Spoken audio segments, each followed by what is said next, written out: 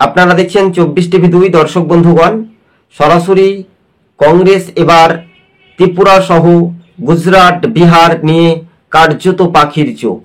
কিন্তু উত্তর পূর্বে রাজ্যে ত্রিপুরায় কংগ্রেসের নবজোয়ার বইতে পারে কি জনজাতি ভোটার? কিন্তু আজকে আমরা দেখতে পেলাম কংগ্রেসের সাংসদ, লোকসভার বিরোধী দলনেতা রাহুল গান্ধীর উদ্যোগে বিহারের বিধানসভা ভোটের মুখেই প্রচার তুঙ্গে রীতিমতো শুরু করে দিলেন।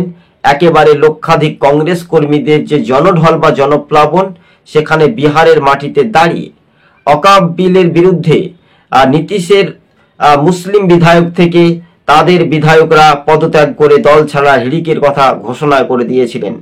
24 টিভি 2 ইউটিউব চ্যানেলটি ভালো লাগলে প্রথম থেকে শেষ পর্যন্ত দেখবেন। চ্যানেল নতুন হলে অবশ্যই সাবস্ক্রাইব করে সঙ্গে থাকবেন দর্শক বন্ধুগণ।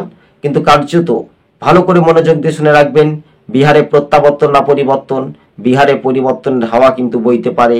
তাই নীতিশের কোনো প্রভাব পড়বে না বলে এমনটাই পর্যবেক্ষক ভাবে রাজ্য রাজনীতির মধ্য দিয়ে একটা আলোচনা একেবারে সূত্রের খবর অনুযায়ী তথ্য বিশ্লেষণ করে জানা যাচ্ছে। তাই তো এই বিষয়বস্তুটা ভালো করে মনোযোগ দিয়ে শুনে রাখবেন।